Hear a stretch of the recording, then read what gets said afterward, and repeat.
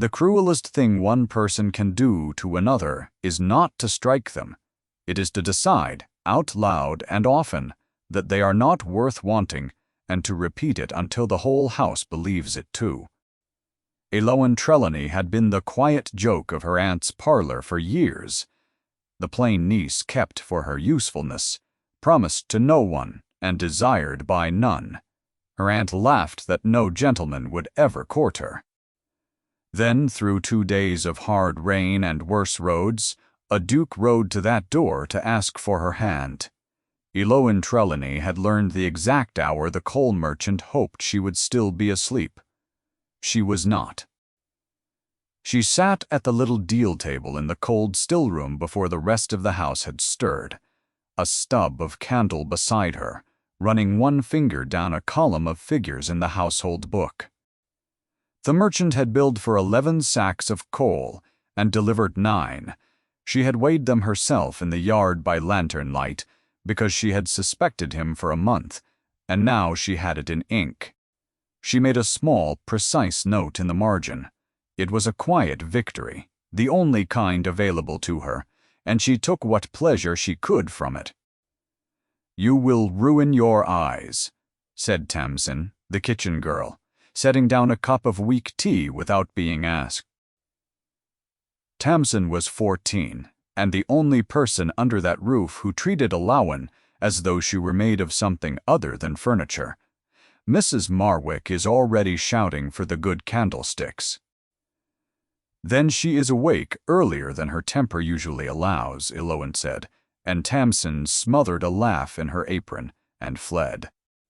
Eloan had come to this house 11 years before, a girl of 13, with a black dress and a dead father, and she had been useful ever since she kept the accounts. Her aunt could not be troubled to understand. She ordered the linens, dosed the servants when they took fever, wrote the letters that required a steady hand, and stood at the edge of every room without being seen. Her father had died, owing money to men who did not forgive it, and the shame of it clung to her like wood smoke. She had no dowry.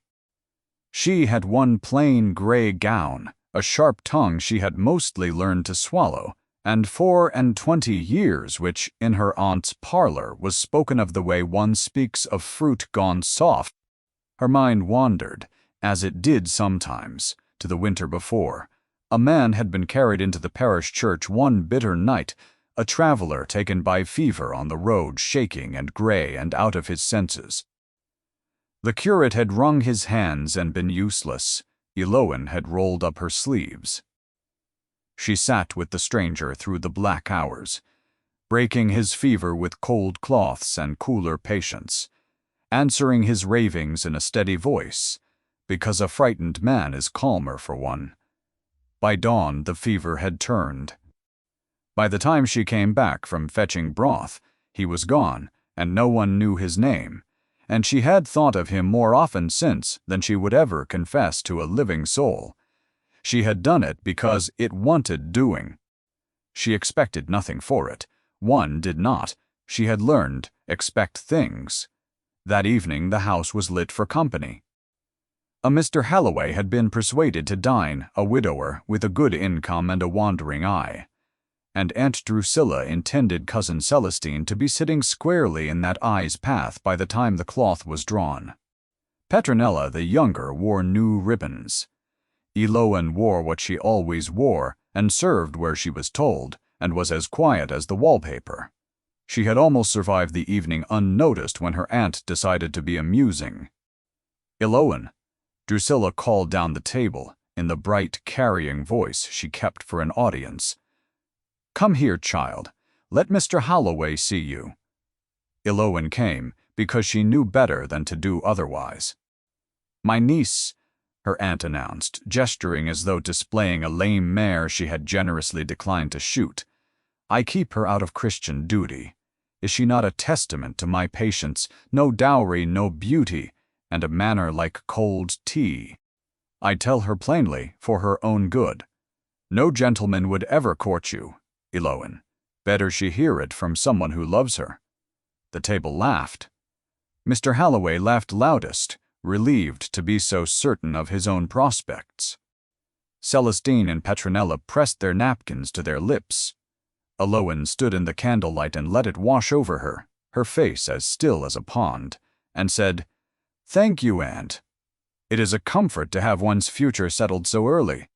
Later, scraping wax from the good candlesticks, she understood the evening for exactly what it had been. Not careless cruelty, strategy. Her aunt needed her plain and unwanted, and endlessly grateful. Needed the whole neighborhood to see her so, that when the cousins were wed and the house had no further use for a clever niece, there would be no awkward question of what was owed her.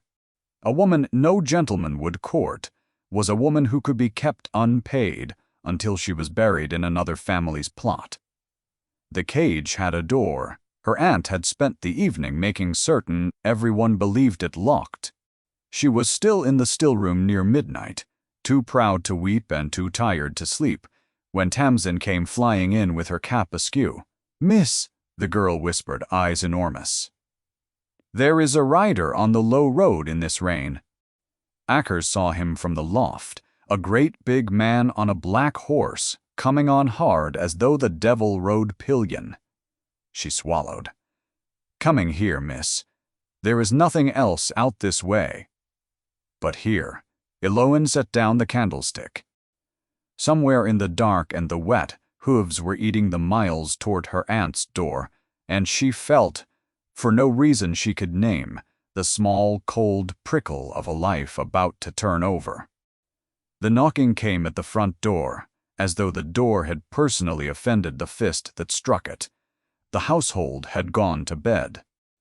Eloan reached the hall to find old Ackers the groom standing in his nightshirt, with a lamp, and no one else with the courage or the standing to open up.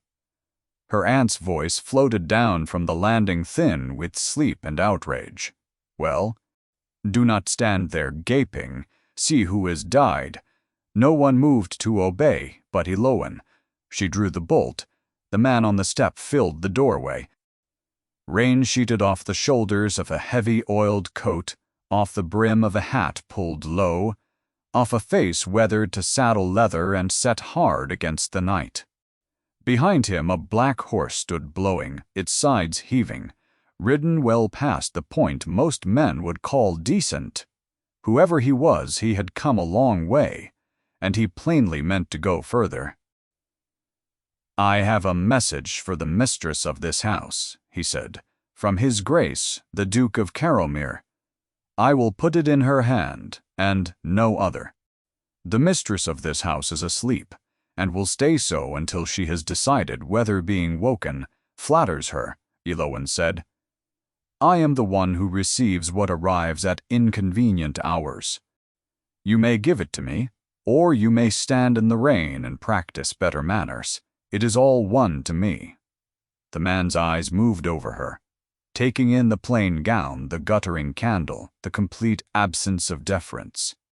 Something in his hard face shifted, not toward warmth, but toward a grudging recalculation, as though a piece he had counted as a pawn had quietly declined to move like one. "You keep this house," he said. It was not a question. "I keep everything in it worth the keeping." He weighed her a moment longer. Then he reached inside his coat and drew out a flat packet bound in oilcloth against the wet, and he set it in her hand with a care that did not match the mud on his boots. "Mr. Price," he said, "in service to His Grace. My master rides 2 days behind me and will stand at this door by Thursday noon. He asks that the household receive him." All of the household. His gaze held on her one beat past sense. "I would see it read before I go. He will want to know it was understood." Eloan unfolded the oilcloth. The paper within was thick and costly, the hand upon it black and decisive, the words few.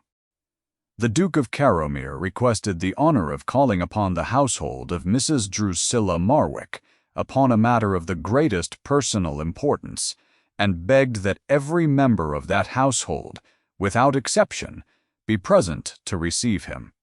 Every member, without exception. She read it twice. Above her, a candle flared. Aunt Drusilla had come to the turn of the stair, and her face, creased from sleep, was rearranging itself with remarkable speed into something avid. "A duke," she breathed. "A duke, writing to this house." Her eyes flew to the upper landing, where Celestine's door had cracked open. "He has heard of my Celestine.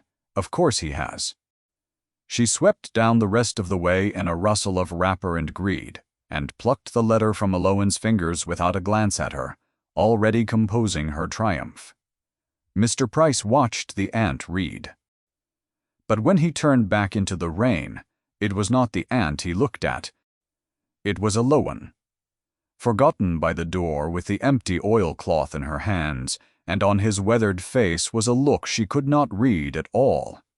Something near to pity, and something near to a joke he had been forbidden to tell. Then he was gone into the dark, the hoofbeats thinning to nothing, and only the rain remained, and her aunt's voice sang Celestine's name, over and over like a prayer. 2 days. He would come in 2 days. Alohan could not think why her heart was beating so. For 2 days, the house did not sleep. Aunt Drusilla had read the letter until the creases wore soft, and from it she had built an entire future. A duke had written. A duke was coming, upon a matter of the greatest personal importance, and what matter could be more personal or more important than the hand of a young woman of good family? That the young woman must be Celestine, she did not doubt for a single instant. Celestine was 21, and handsome in the bland, agreeable way that settles easily into a man's memory.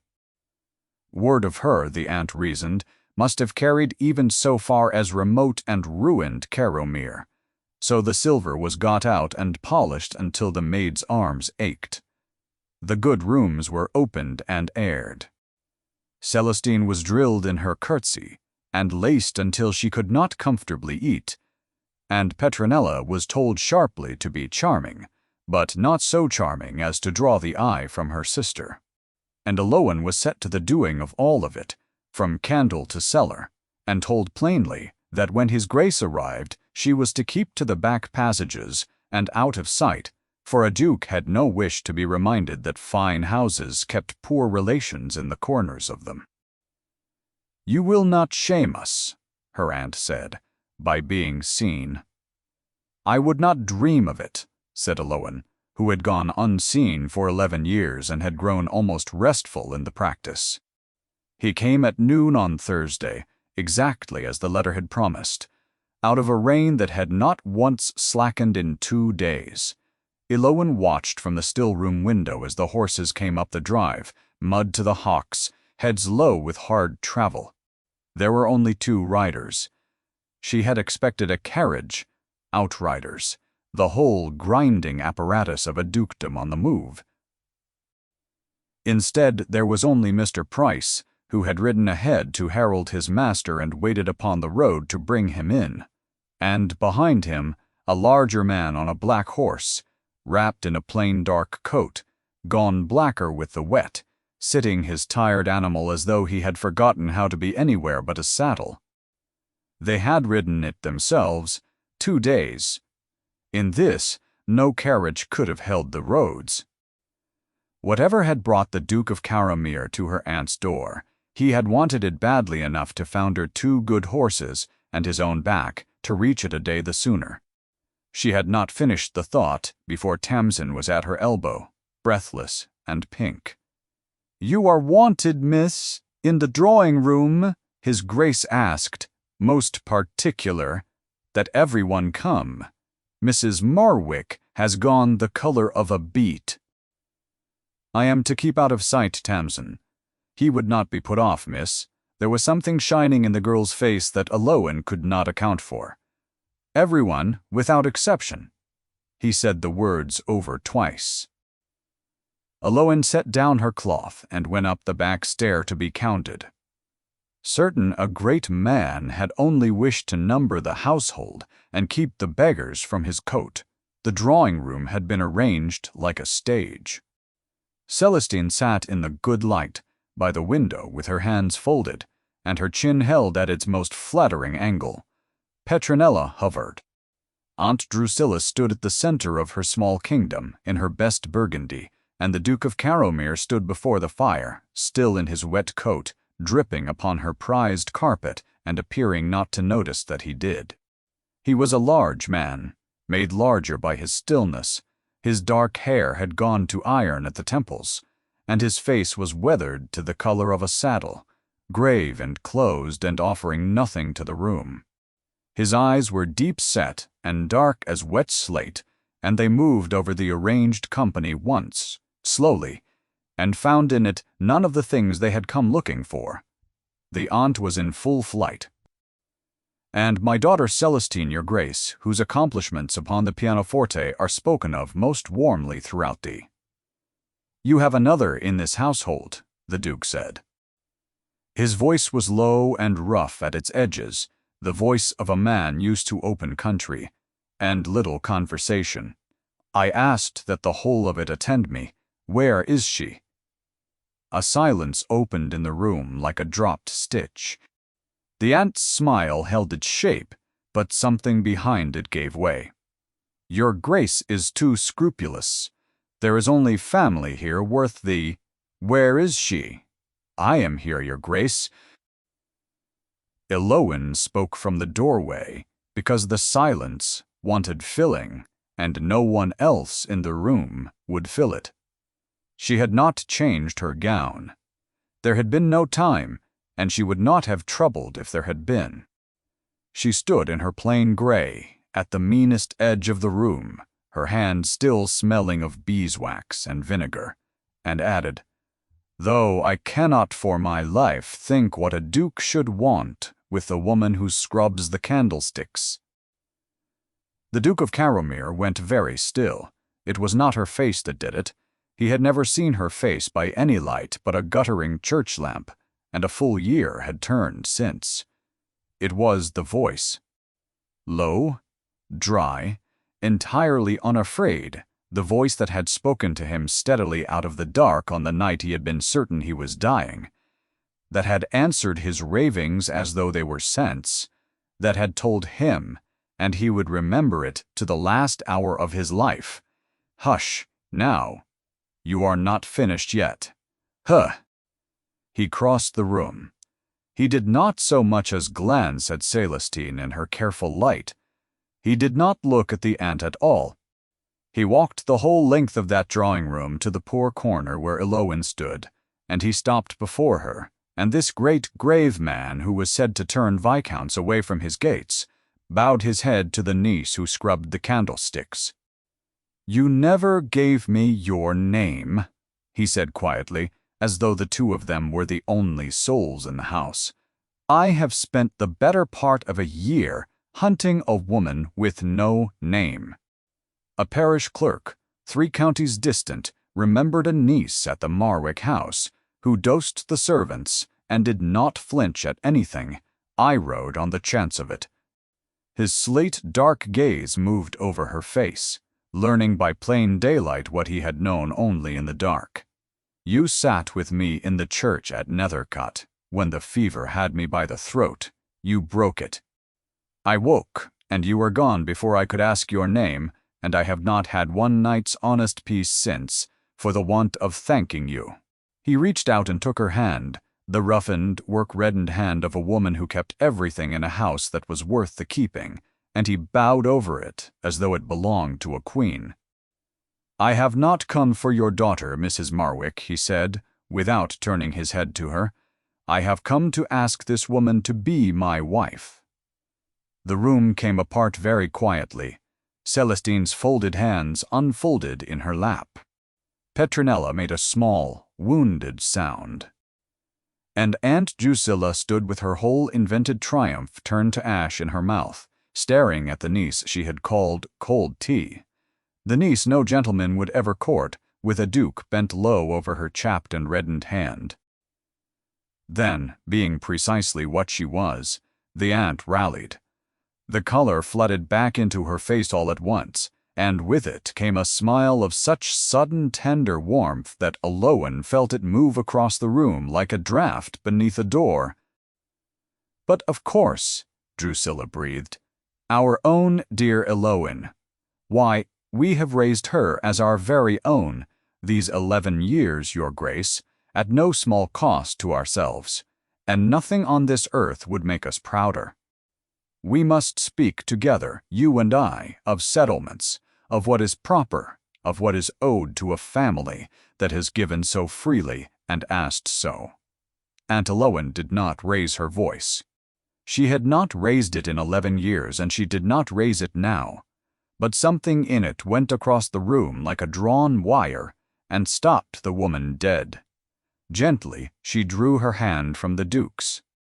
She looked up at this grave stranger who was not a stranger, who had ridden 2 days through the rain on the strength of a voice in the dark.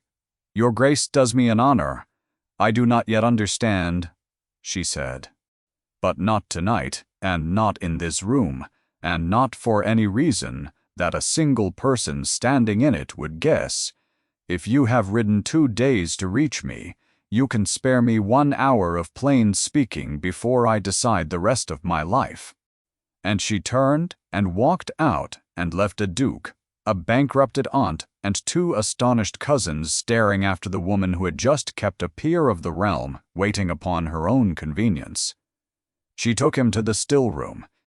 It was the one room in the house that was hers, insofar as anything under that roof was, and if she was to speak plainly to a duke, she would sooner do it among the drying herbs and the honest smell of vinegar than in her aunt's arranged and lying drawing-room.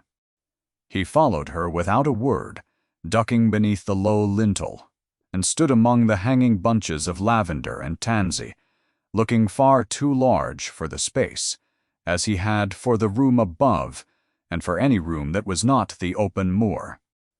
"Take the stool if you like," she said with a nod at the only seat in the room. "There is only the one. I am well used to standing."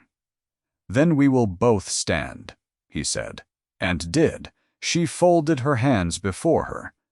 "Your Grace, I am going to say a number of things that no woman ever married a duke by saying, and you are going to hear the whole of them.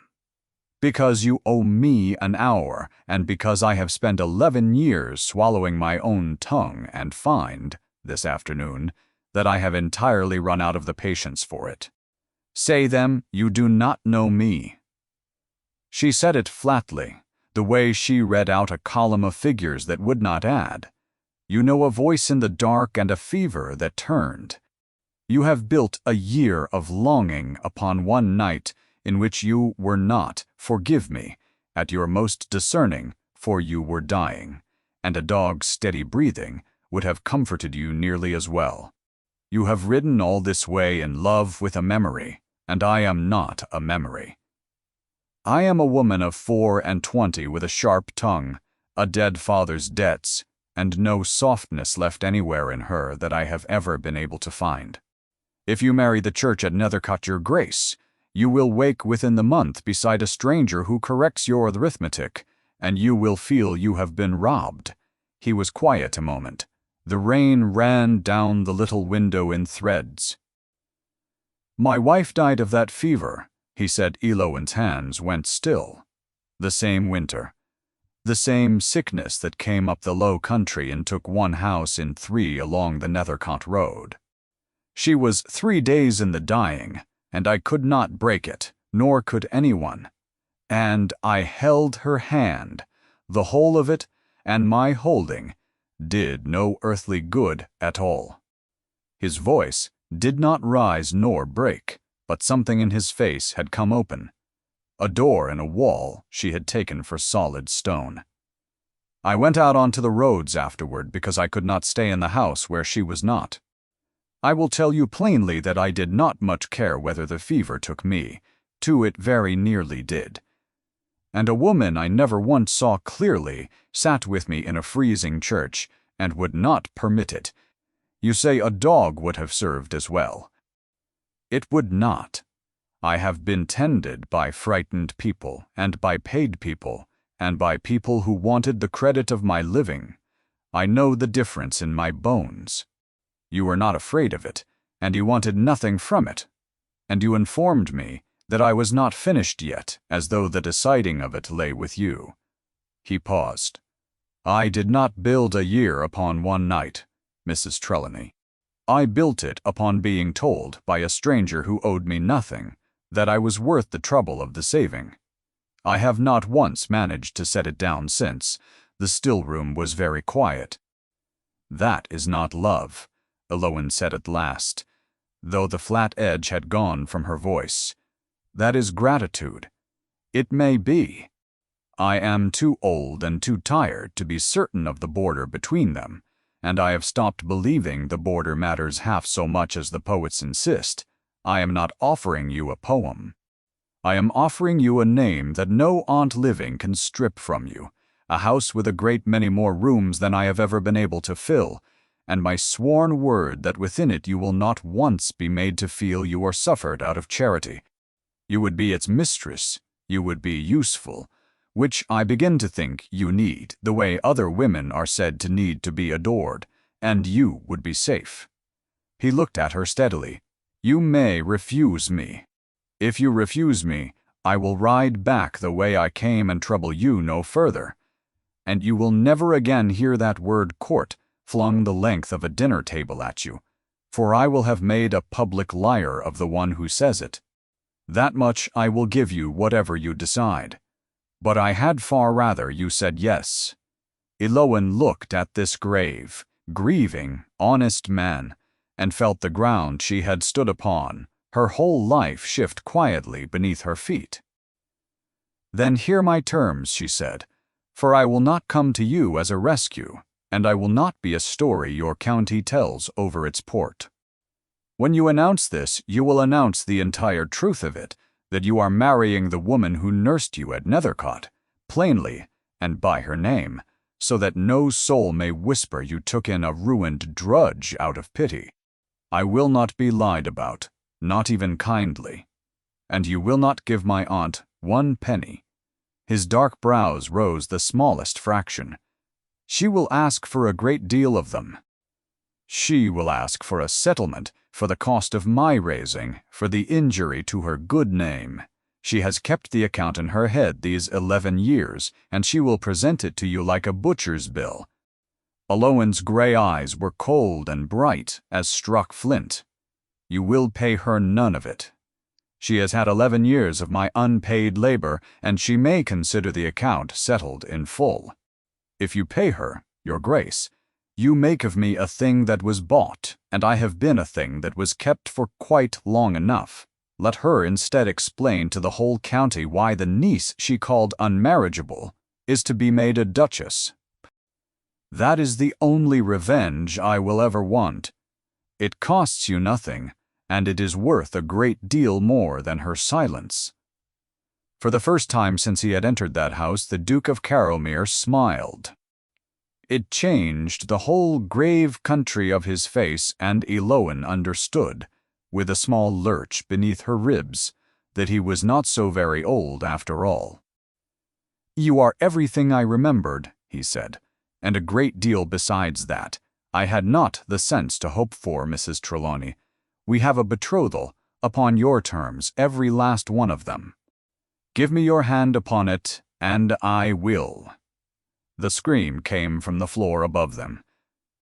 It came again, and then a long wail, and the thunder of feet across the boards, and Tamsin's voice shrieking Elowen's name down the stairwell, and every drop of color went out of the gray afternoon. "Petronella," Elowen said, and was through the door before the Duke had drawn his next breath. Petronella lay flung across her bed, with her face gone the color of tallow, and her breath coming in short whistling pulls, and the room already carried the smell of the sick room, of sweat, and of something faintly Swedish and wrong beneath it. She had not been well for 2 days. Elowen saw it now with a clarity that shamed her. all the small signs she had been too worked and too harried to read. The girl's flushed idleness, the barely touched plates, the hoarse edge to her voice that everyone had laughingly put down to excitement over a duke. It had not been excitement, but the beginning of the thing that now had her by the throat, which the household, busy polishing silver for a wedding it had invented, had let grow 2 days unwatched. Aunt Drusilla stood at the foot of the bed, with her fist pressed hard to her mouth, and beside the bed, his sleeves rolled and a lancet in his hand, stood Dr. Fettyplace. "Cess." "I have bled her twice," the doctor announced, "and I shall bleed her a 3rd time within the hour. The corruption must be drawn off." A blister raised upon the throat, a low diet, and no window opened upon any account whatsoever, the night air being notoriously "stop." Elowen crossed to the bed. She did not so much as look at the doctor. She laid the back of her hand to Petronella's cheek, then to her throat, then bent close and looked into the girl's open mouth by the candle, and what she saw there closed her own throat tight. The swelling had all but shut it. Every whistling breath was a battle the child was, by slow degrees, losing. "It is a putrid sore throat," Elowen said. "The very same that came through Nethercot. You are bleeding a girl who cannot breathe, and starving her of the strength to fight, and shutting the window upon the one thing she is dying for want of. Every single thing you have done to her has been wrong." Dr. Fettyplace drew himself up to his full offended height.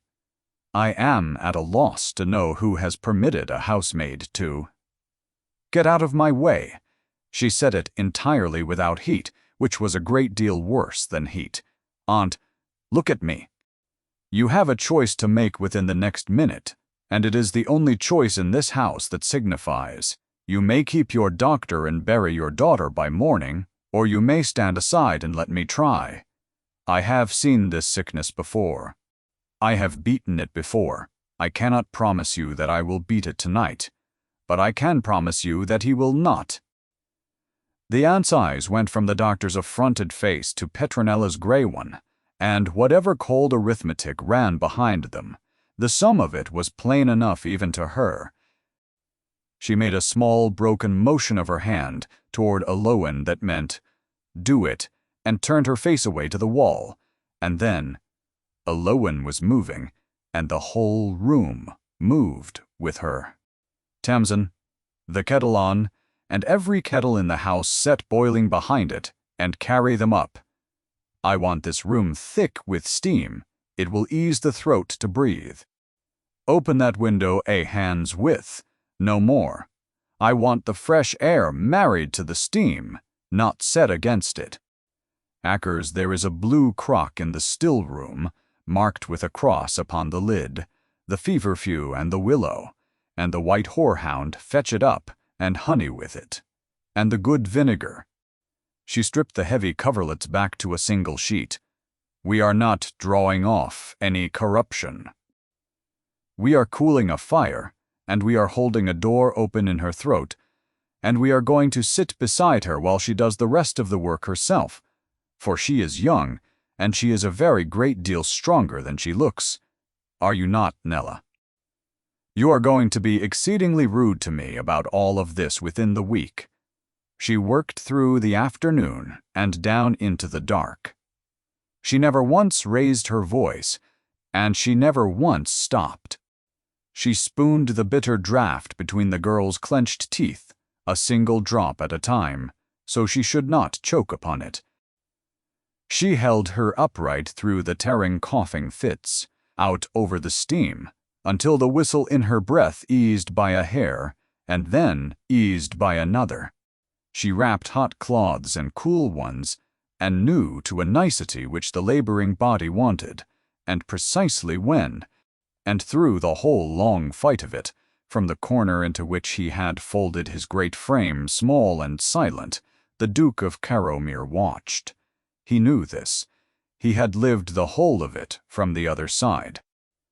He had been the one holding the hand that did no good while the fever won its way, and now he watched the same steady hands, the same low and unfrightened voice, the same flat refusal to grant death so much as an inch of the room. All of it turned in fury against the very sickness that had taken his wife from him. Because he could see plainly that she had no need of him, and any help he gave would have been for his own comfort, and not for the child's. So he only watched, and something in his weathered face was breaking and remaking itself as he did. It was well past midnight when Petronella's breath came suddenly loose and easy, and the girl slid out of her fight and down into a true sleep, damp and slack and living. Lowen laid 2 fingers at the child's throat, counted and closed her eyes. "The swelling has broken," she said. "She will keep now. Someone must sit by her and wake me at once if the breath tightens again, but she will keep." The aunt made a sound that in another sort of woman might have been a sob. She did not thank Eowyn. She could not, it seemed, quite lay her tongue to the shape of the words. But she looked at the niece she had called cold tea and worthless and no gentleman's prize, kneeling grey and hollow with exhaustion at her own daughter's bedside, with that daughter's life still warm in her 2 hands, and something in the aunt's face had been forced permanently and visibly. Eowyn got to her feet, swaying with the tiredness, and the Duke was there at her side to steady her before she had thought to ask it. In the doorway out of the aunt's sight, he took up both her hands and looked down at them, the reddened, capable hands that had just done the one thing in all the world he had most needed to see a pair of hands do. "I must go home," he said, low and rough. "There is something at Carrowmere that I have not told you. I did not mean to speak of it tonight, and I cannot speak the whole of it yet, but I cannot stay, and I will not have you come to it blind." His dark eyes held hers. "Come to Carrowmere? Give me your answer there, once you have seen the entire shape of what you would be saying yes to. Will you come?"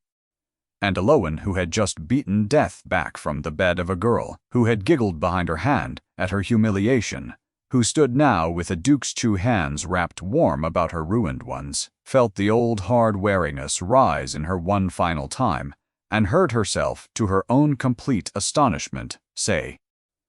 It was near 3 weeks before Eowyn left for Carrowmere, for she would not go until Petronella was well past danger and her own small affairs were settled.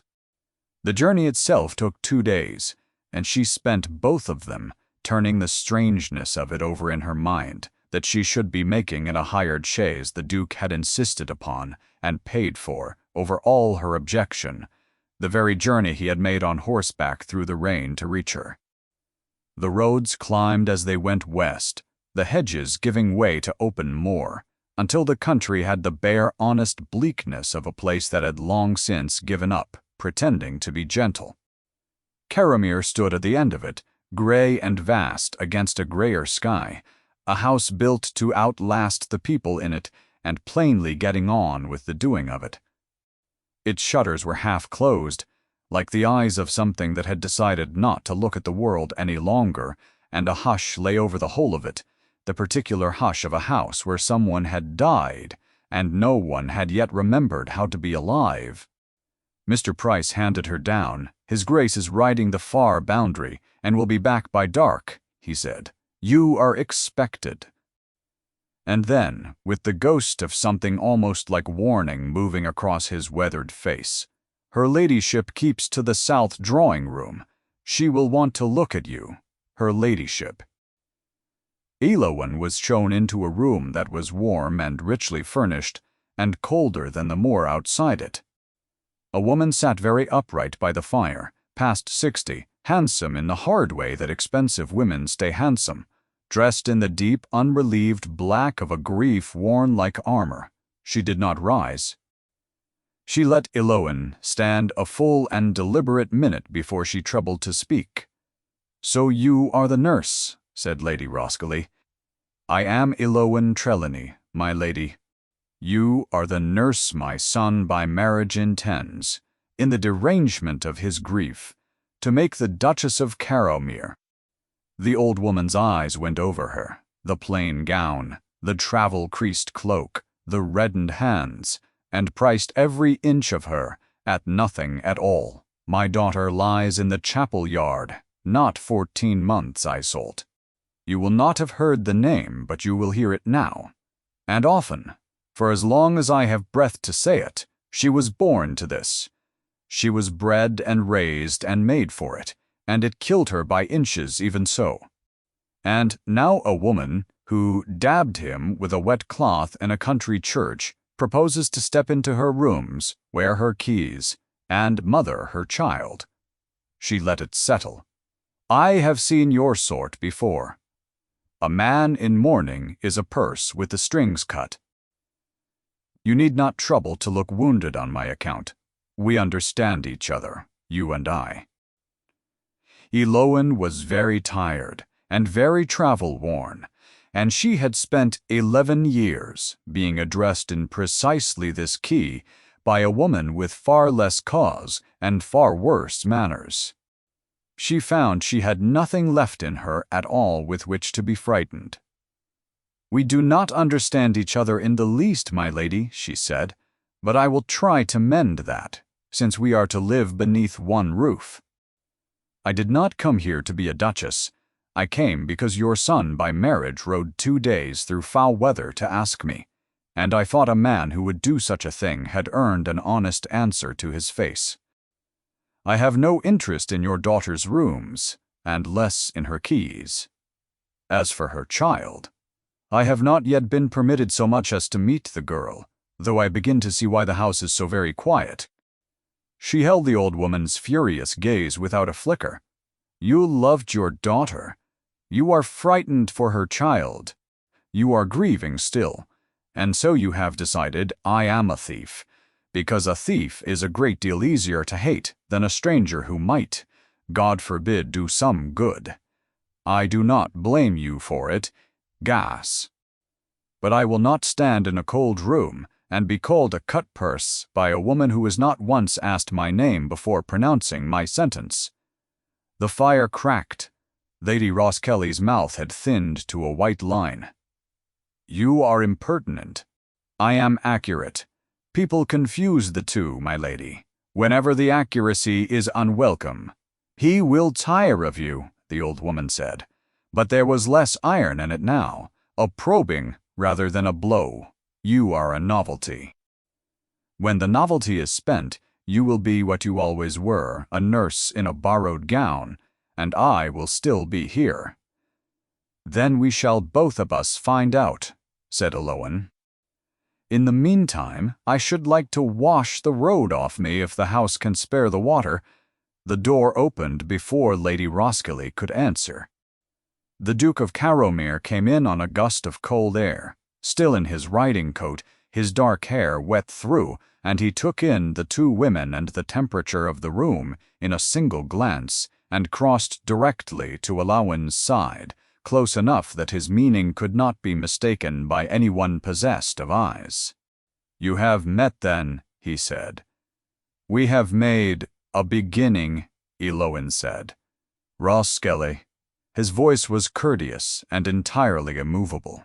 "Mrs. Trelawney is to be my wife.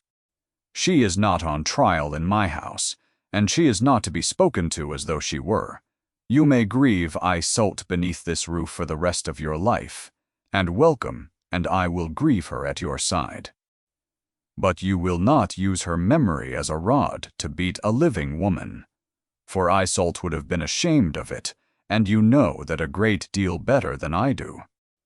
The old woman looked at him a long moment, and something moved behind her hard old face. Grief and anger, and a very old weariness all at war in it. She rose at last, gathered her black skirts, and swept toward the door. But she paused at Elowen's shoulder as she passed. "He rode 2 days," she said, low, almost to herself. "He would not have ridden to the end of the drive for me." And she went out, and it was not at all clear whether she had meant it as a wound or a surrender, and perhaps she did not know herself.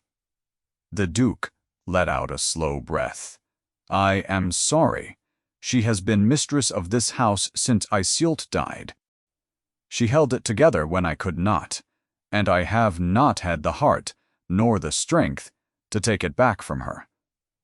"Then do not take it back on my account," Elowen said. "A grieving woman needs something to hold in her two hands. I have kept house for a woman who hated me. I can surely share one with a woman who merely mistrusts me. That is a great deal the easier bargain." He looked at her then as though she had said something remarkable, which she did not think she had. And then a small sound made them both turn, a whisper of movement at the half-open door, and Elowen caught, for the space of a single breath, the pale oval of a child's face, watching them from the dark of the passage, there and then gone again. "That," said the Duke very quietly, "is the thing I have not told you. Come, it is past time you knew the whole of it." The nursery was at the very top of the house in the oldest wing, and it was the only room Elowen had seen in the whole of Carrowmere that was not in mourning. Someone had tried very hard to make it cheerful. There were painted horses upon the wall, and a rocking horse in the corner, and a shelf of pretty books, and in the midst of all that determined brightness sat a very small girl upon the floor, arranging pebbles in a row with a terrible concentration, and saying nothing at all. "Adelie," the Duke said, and his rough voice went soft in a way Elowen had not once heard it go. "Tilly, I have brought someone to meet you." The child looked up. She had her father's dark, deep-set eyes in a small, pale face, and she looked at Elowen with a grave, unchildlike attention, and she did not speak, and she did not smile, and after a moment she turned back to her pebbles. "She has not said one word," the Duke said very low, "in 14 months. Not since her mother died. She was in the house. She was 6 years old, and she was in the house for the whole 3 days of it, and no one thought, in the middle of everything, to keep her from the door." He stopped. His jaw worked. She was a chattering, singing little thing before. "She has not made a sound since. I have had 3 physicians to her. One wished to raise a blister on the back of her neck. One pronounced her simple, which she is not. You have only to look into her face to see that she is not. One told me to leave her be, and she would speak when she chose, and that was the best part of a year gone, and she has not chosen." He looked at his daughter with a helplessness that sat very strangely upon so large a man. Her grandmother smothers her with watching. I do not know how to reach her at all. I am afraid of her silence, Elowen. I am ashamed to say it aloud. My own child, and I am afraid to go into the room, because I look at her, and I see plainly that I failed the both of them. There it was then. The whole of it. Not a fever in his body, but a silence in his house, and a guilt he had carried a year and more, with no living soul to help him set it down. Tear. Elowen did not offer him comfort, for comfort was a species of pity, and pity was corrosive, and she had never in her life had any to spare. She crossed the room instead, and she did not crouch down and coo, and she did not reach for the child, and she did not say a single one of the bright false things that grown people say to children, they have decided are broken.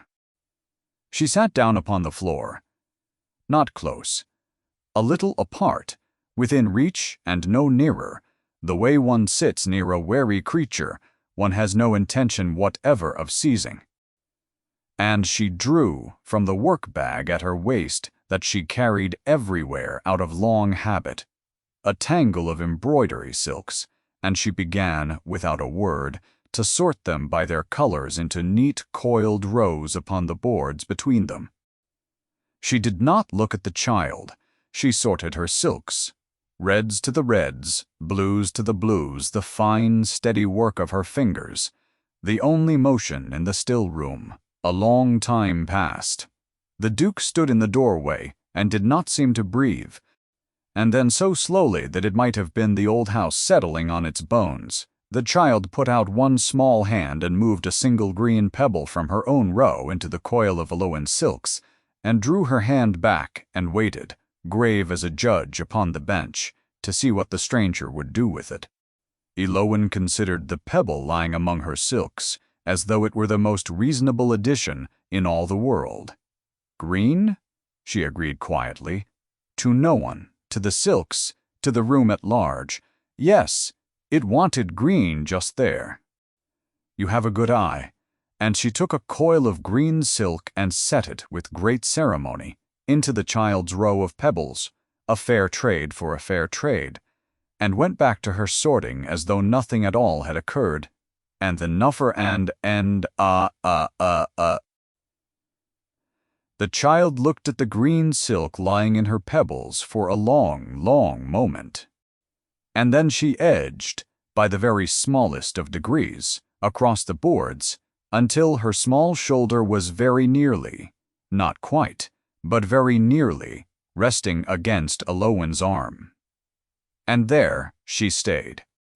And Eloan went on sorting her silks and said nothing, and let a child who had not touched another soul in 14 months choose, in her own time and by her own courage, to lean the whole small weight of one shoulder against her, and did not make of it the least fuss in the world. When at last she looked up, the Duke of Caromere was standing in the doorway of his daughter's nursery, with the tears running unchecked down his weathered face, making no move at all to wipe them away, as though he had quite forgotten they were his to be ashamed of. They did not speak of it until a good deal later in the library, with the child abed and the fire burned low and the great house gone quiet all around them. You did not fix her, he said. He was not asking it. You did nothing at all.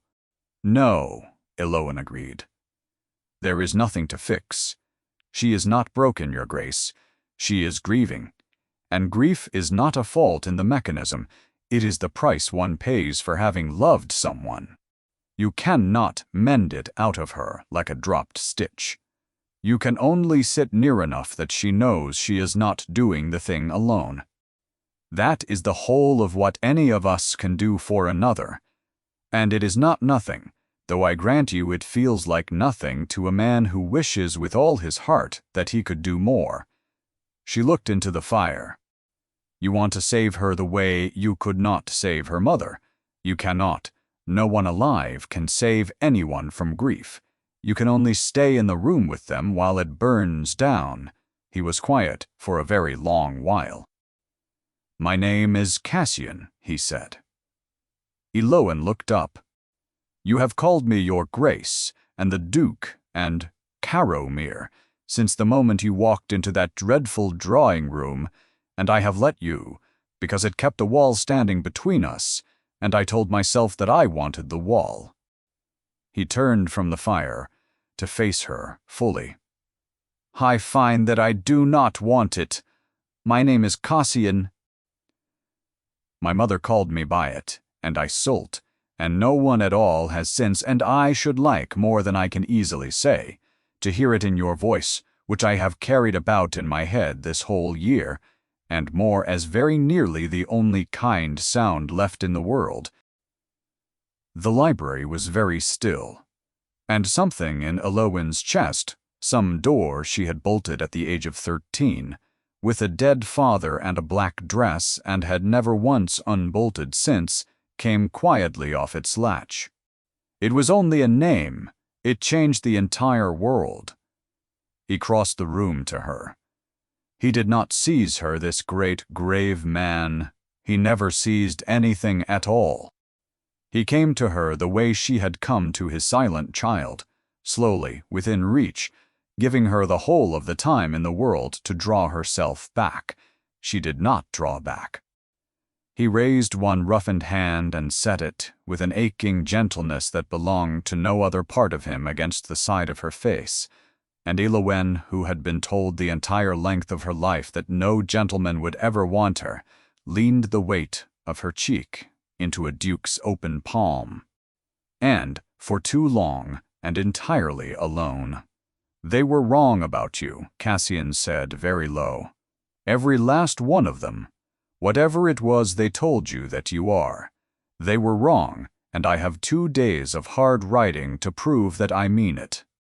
She might have answered him. She never did learn what she would have said, for at that very moment the library door was flung open without a knock, and Mr. Price stood upon the threshold, gray in the face with cold, and the words came out of him all in a rush. "Your Grace, Mrs. Trelawney, there is a carriage come up the drive. It is a Mrs. Marwick, and she has brought with her a magistrate's clerk, and she is asking, very loud, in the hall, for her niece." The great hall of Caromere had been built to make men feel small, and Aunt Drusilla, standing in the middle of it in her burgundy traveling coat, with a thin, nervous man in a law clerk's black at her elbow, looked smaller than Elowen had ever seen her, and twice as dangerous for the looking. "There she is," Drusilla said, and produced from somewhere upon her person tears. "There is my ungrateful girl, Elowen, my darling. What have they done to you here? What has this man told you, to make you flee from the only family you have ever known in the world?" She dabbed at her streaming eyes and turned them, wet and reproachful, full upon the Duke. "Your Grace, I have come a very great distance, and I have brought with me Mr. Voss, who is clerk to the magistrate at Tregony, so that there can be no question of anything improper in my conduct. I want only what is right and just. I want my niece protected.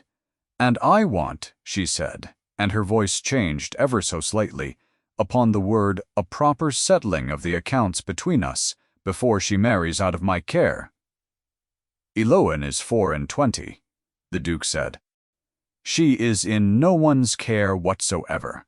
She may marry the chimney sweep, if it pleases her, and you have no standing to settle so much as a bootlace." "Ah, but there are debts," Drusilla said.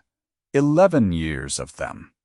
Board and lodging, and the raising up of a girl whose own father left her a pauper in the world. I kept the account most carefully, as is my nature. I am a poor woman, Your Grace, a widow, and I ask only what any court in the land would grant me. A few £100, a trifle, to a man, such as yourself. And in return I shall trouble no one, and I shall sign whatever your solicitors care to put before me, and I shall bless the match in public with my whole heart, and Elowen and I shall part as loving family ought." She smiled at him through the tears. "It is a generous offer. I would take it were I in her place." And Elowen, watching the woman she had feared for 11 long years perform her grief in a stranger's hall, felt the last piece of a puzzle she had not even known she was holding slide quietly and completely into its place. "You are not here for a few £100, she said slowly. The aunt's smile flickered at its edges. "I am sure I do not know what you can. You have never once, in 11 years, been afraid of me. You have despised me, which is a different thing entirely, and I have studied your face across too many years to mistake the one for the other. And just now, when the Duke said that I might marry as I chose, you were not angry with it. You were afraid of it." Elowen took a single step toward her. "Why should you be afraid, Aunt? A duchess is nothing to you, unless a duchess is a thing you cannot afford to have made. Unless a duchess has counsel, and lawyers of her own, and a husband with the power and the will to ask the questions that a penniless drudge could never ask." Her gray eyes had gone very cold and very bright. "My father did not leave me a pauper." "Did he?" The silence in the great hall was absolute. Mr. Voss the clerk was studying his own boots with the fixed attention of a man who wished, more than he had ever wished for anything, to be somewhere very far away. "You always told me that he died in debt," Elowen went on, and her voice was steady, and it filled the whole of the cold hall to its rafters. "You told it to me so often, and so early, that it never once occurred to me to doubt it. I was 13 years old. Why should I doubt the woman who fed me? But he was a careful man, my father. He was the most careful man I ever knew in my life, until the day I met the one standing here beside me. He would never have left his only child a beggar. He left a portion. He left it in trust, and you were named the keeper of it, until I should marry or come of age. She watched the powder stand out stark against the graying skin of her aunt's face. "I came of age 3 years ago, and you never said one word to me, because you had spent it. You have been spending it these 11 years, on silk gowns, and Celestine's dancing masters, and Petronella's dowry, and the very carriage that stands out there upon this good man's drive. You kept me unpaid because to pay me a wage would have shown in the accounts. And you kept me believing that no man alive would ever have me, because a woman no man will have does not marry, and a woman who never marries never has a husband who thinks to ask after the trust." Her voice did not rise, not by a hair, but every word of it fell like a stone dropped into still black water. It was never spite, was it, aunt? Not at the heart of it. It was bookkeeping. You made me believe that I was worth precisely nothing, so that I should never once go looking for what I was worth. Aunt Drusilla's mouth opened, and closed, and opened again. The tears had dried upon her face. What was left beneath them was the naked, calculating terror of a cornered animal. And it was, Elowen thought, the very first entirely honest expression she had ever seen the woman wear in all her life. "You can prove nothing," Drusilla whispered. "Can I not?" Elowen asked. "You always did believe me a fool, aunt. It was the one great error of your life, and you made it fresh every single morning for 11 years. She turned, and she looked at the Duke, and the look that passed between the two of them was not the look of a rescued woman and the man who had rescued her. It was the look of two careful people who had each, quite separately, and without ever once being told to, been keeping something worth. "The keeping, Cassian," Elowen said. "I think it is time we sent for what Mr. Price has been keeping for us in your strong box. Mr. Price did not need to be sent for. He had, it transpired, been standing just beyond the doorway the whole while with a flat japanned box tucked beneath his arm, waiting upon exactly this hour, and Elowen understood in a rush that the Duke had made ready for this without ever telling her, and she found that she did not mind it in the smallest degree, for she had made ready for it too, and had not told him, and they were, it seemed, precisely as bad as one another, and precisely as well matched. "When you agreed to marry me," the Duke said, quietly, to Elowen alone, "you told me your father left you debts. You did not sound, when you said it, like a woman who believed her own words. So I set Price to the parish records and the county rolls at Tregony. It took him 3 weeks to have the whole of it. And I," said Elowen, "have kept, since I was 17 years old and first understood what it was that I was reading, a fair copy of every account book that ever passed through my 2 hands in that house. I never knew why I did it. I only knew that a woman who can trust no one had best keep her own record of the truth. They are in a trunk beneath my bed, aunt. The one trunk you never once troubled to search in 11 years. For what, after all, could the drudge possibly own that was worth a lady's looking at?" She turned to Price. "And the letter." Price opened the box. Raw. He drew out a single sheet of paper, foxed brown and gone soft as cloth with age and much folding, and he laid it upon the long hall table where the gray light from the windows could reach it. "My father wrote to me the week before he died," Elowen said, and now for the first time something moved beneath the steadiness of her voice, something deep and old and long buried. "I was 13. He was too weak by then to speak very much, but he could still hold a pen, and he wrote to me to tell me that whatever came and whatever I might be told by others, I was provided for, that he had left a portion in trust with his sister, that I was to want for nothing at all, and that I was to be a good and a patient girl until I was grown." She looked up, and her eyes were wet and blazing both at once. "You told me he left me nothing." "You told it to me the day after we buried him.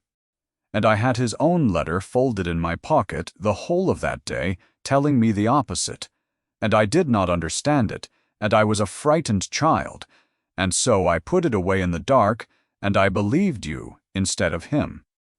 I have gone on believing you instead of him for 11 years. Her chin came up. "I stopped this morning." Lady Roskilly had come to the foot of the great stair, drawn down out of her grief by the voices, and she stood there, listening with her hard old face gone, very thoughtful indeed.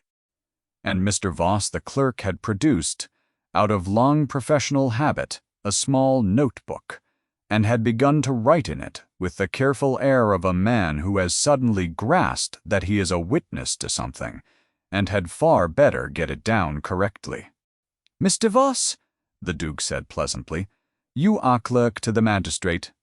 Then you will know the proper name for the thing a guardian does when she spends the trust of the ward in her keeping, and tells the child the whole while that it never once existed."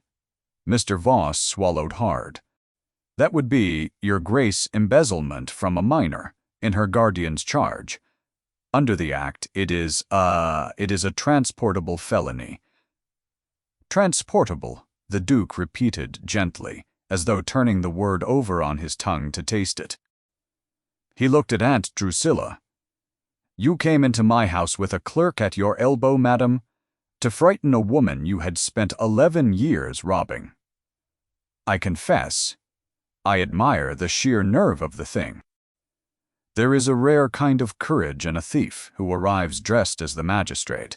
Aunt Drusilla had gone the color of cold ash. She reached out and gripped the back of a chair to keep herself upright. "Elowen," she said, and her voice cracked clean across the middle. "Elowen, you would not. Your own family. The girls, only think of the girls Celestine, Petronella. They are innocent of all of it. They knew nothing. And if you do this thing, they are ruined with me. They will never marry. And I shall hang for it." "You will not hang," Elowen said. The whole hall turned to look at her. She was very tired, and she was very calm, and she stood in the center of a duke's great cold hall, holding the whole of her aunt's life in her two reddened hands, exactly as she had held Petronella's a few nights before, and she found that the holding of it gave her no pleasure at all, which was, she thought, very nearly the only thing that made her a different woman from the one standing before her. "I could send you across the world in irons," she said. "Mr. Voss has written the whole of it down, and Cassian holds the proof of it, and I have 7 years of accounts in a trunk, and there is not a court in England that would take your part against the word of a duke. I could do it. And a week ago, I think, I might even have wanted to. But I have watched you spend the whole of your life, measuring what you could take from other people, and I find that I have no wish at all to become a woman who measures what she can take from you. And so here is what will happen instead, and you will not bargain over any part of it, because you have nothing left in the world to bargain with." She stepped close and dropped her voice, and it was a great deal more terrible for being so very quiet. you will restore my portion to the last shilling.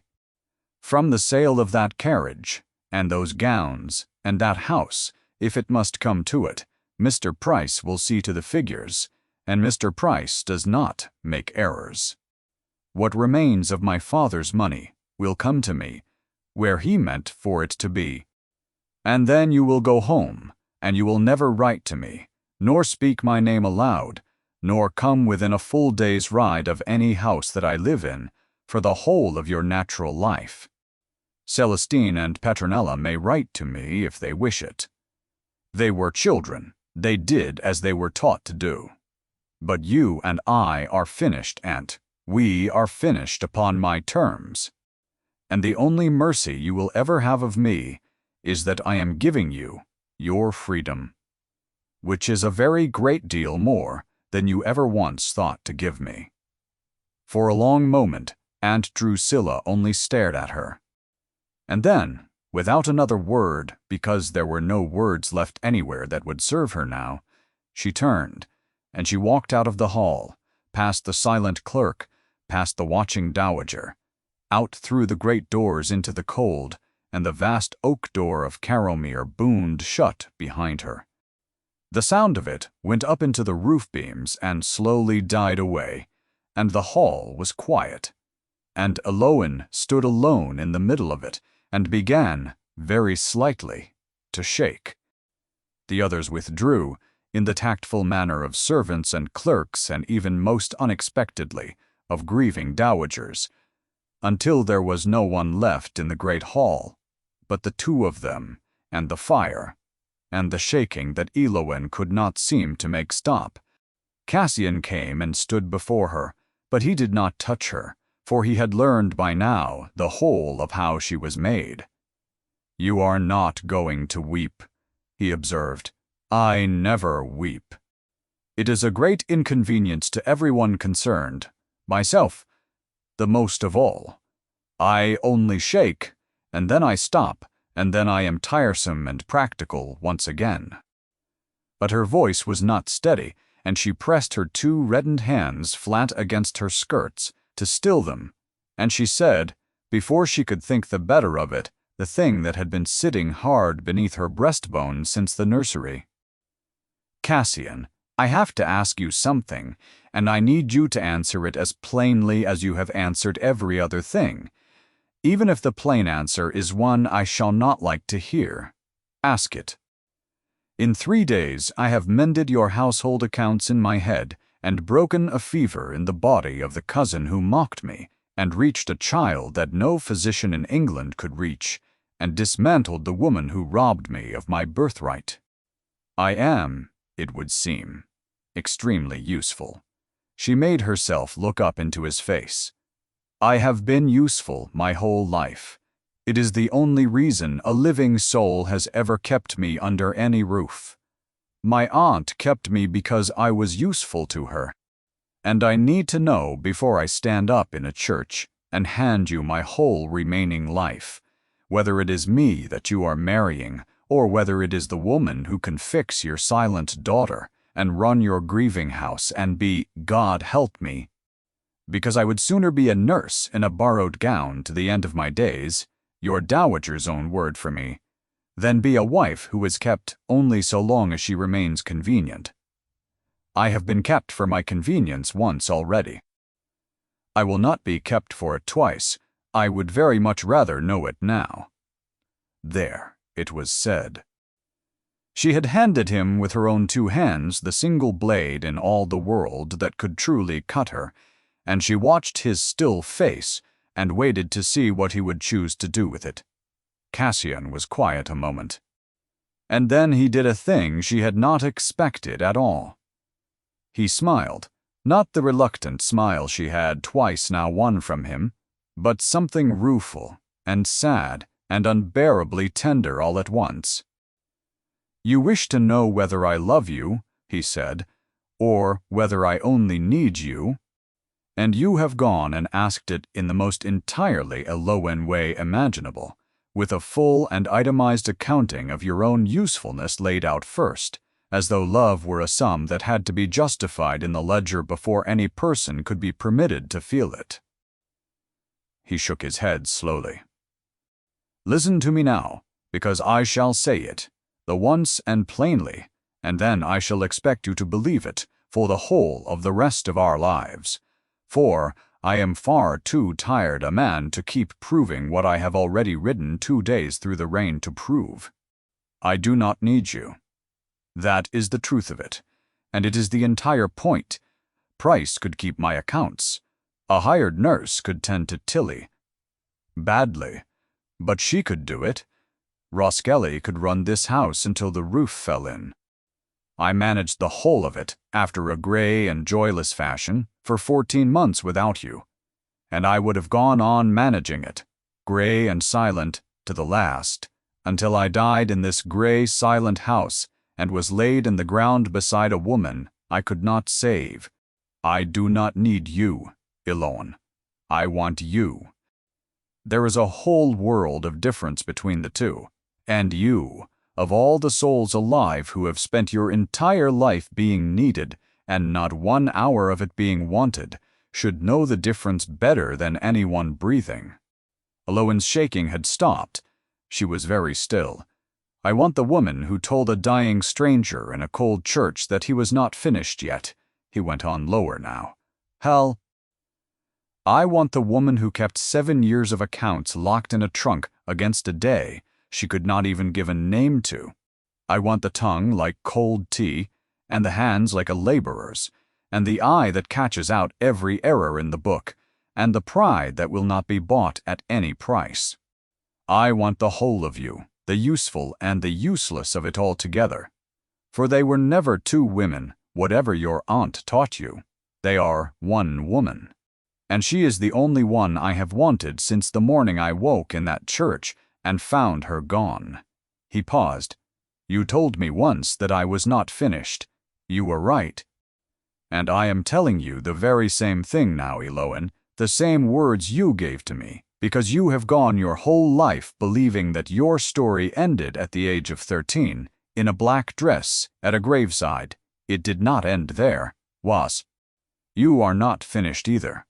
Marry me, and let us neither one of us be finished, together for a very long time to come." And Eloan Trelawney, who had been told the entire length of her life that no gentleman would ever want her, stood in the hall of a duke who had ridden 2 days through the rain to say otherwise before the whole of her aunt's household, and found that the old bolted door in her chest was not merely off its latch now, but standing open wide, letting in a light whose very shape she had forgotten. "Yes," she said, "not the careful, negotiated yes of the still room, a wholly different word, though it was spelled the same upon the page. Yes, Cassian, plainly, and with my name, and for no good and useful reason in the world, except the only one that has ever truly mattered." He kissed her.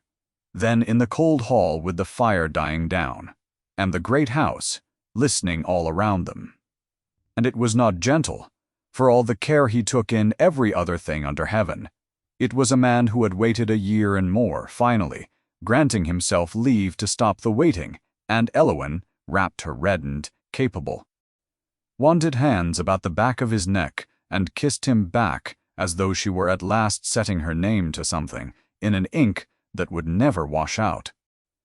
And from the shadows at the turn of the stair, quite unremarked by either of them, an old woman in unrelieved black watched a duke kiss a nurse in a borrowed gown, and did not this time turn away in disgust.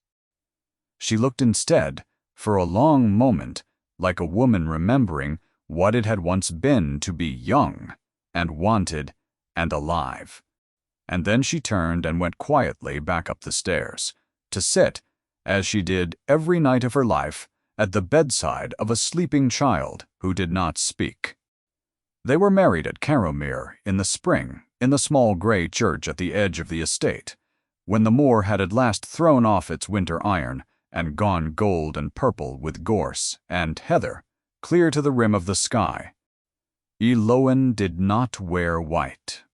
She wore a gown the color of the moor itself, a deep and living purple, the color of the heather, shot through with the faint pale gold of the gorse, made up for her by a dressmaker in the county town who had been told plainly to make the plainest niece in all of England look like exactly what she was, which was a woman who had walked straight through the fire and come out the other side, holding the ashes of everyone who had lit it. She wore no jewels at all, but the one, a small worn brooch that had been her mother's, the single thing under heaven that her aunt had never managed to find and sell. There were no aristocratic guests, no craning debutantes, no scheming mammas ranged along the pews. Mr. Price stood up as a witness and was heard, upon one occasion, to blow his nose with a truly startling violence. And Lady Roskelly, in her unrelieved black, sat in the very front pew and held, throughout the whole of the service, the small hand of a very small girl in a brand-new blue dress. The word of it reached the county, and then reached London. Within the fortnight, and the drawing-rooms could not, for the life of them, decide what to make of it. There was no ruin in it anywhere to relish. The recluse Duke of Carrowmere, who had turned away every match in 3 counties, who had not been so much as seen in society since the day he buried his duchess, had gone and married the penniless niece of a country widow, and had stood up in a church before the vicar and God and everyone, and declared that he was marrying the woman who had saved his very life at Nethercot, and had dared any single soul present to make it sound like anything other than what it plainly was. There was nothing in it anywhere for the gossips to sink their teeth into. A love match, plainly and openly told, is the one dish that malice can never manage to digest. Of Aunt Drusilla, very little more was ever heard. The carriage was sold, and the silk gowns after it, and in the fullness of time the house itself, and Elowen's portion came back to her to the very last shilling, exactly as she had promised that it would, though she never touched a penny of it for her own use, but settled the whole of it, quietly and without a word to anyone, upon a small school for the daughters of the parish, for girls with no dowries and no prospects, and aunts who had told them over and over that they were worth nothing in the world. Drusilla removed to a modest set of rooms in a town beside the sea, and told anyone who would sit still long enough to listen that her niece had married very grandly indeed, and was believed by none of them, for a woman with a duchess for a niece does not, as a rule, lodge above a fishmonger's shop. Celestine married a curate in the end, and was very much the better for it. And Petronella wrote to Elowen twice in every year, in a careful, painstaking hand, and always at the very bottom of the page added the same single line, that she remembered who it was that had sat beside her bed, and that she would not ever forget it. And Tilly. It was upon the evening of the wedding itself, with all the guests long gone, and the light going gold and long and low across the moor, that Elowen went up to the nursery to bid the child good night, as she had done every single night since the day she first came to Carrowmere, sitting always a little apart within reach, and never any nearer, telling her over the plain, small, true events of the day in the low and unfrightened voice that never once asked a single thing back. She had risen to go, and had got as far as the door with her hand upon the latch, when a voice she had never in her life heard, small and rusty and unbearably careful, like a hinge upon a door that has been shut a very long time, said one single word into the quiet of the room behind her. "Stay." Elowen stood entirely still, with her hand upon the latch. She did not whirl about. She did not cry out, nor weep, nor make of it the great and startling fuss that would surely have frightened a child straight back down into her silence for another year and more. She only turned, slowly, and looked at Ottilie sitting up in her small bed, with her father's dark eyes gone enormous in her small pale face, having spent upon that one single word more raw courage than most grown souls are called upon to spend in the whole of a lifetime. "Yes," said Alowan, as steadily as she had said every other thing that ever mattered, though her own heart was breaking and remaking itself entire within her breast. "Yes, of course I will stay. I am not finished here yet. And neither, my darling, are you." And she came back across the room, and she sat down upon the very edge of the bed, near enough now, quite near enough at the last, and she stayed there until the child had fallen fast asleep. Cassian found the two of them there, a long while after, the woman and the child asleep together in the very last of the light, and he stood in the doorway of his daughter's nursery, as he had stood in it upon that first day. Because it was not silence any longer. It was only quiet. And there is all the difference in the wide world between the two, and it takes a certain particular kind of woman, plain and sharp and endlessly underestimated by everyone who ever met her, to teach a grieving house how to tell them apart. She had come to that house in a hired chaise, in a borrowed gown, with 24 years and a sharp tongue, and a portion she had not even known that she owned.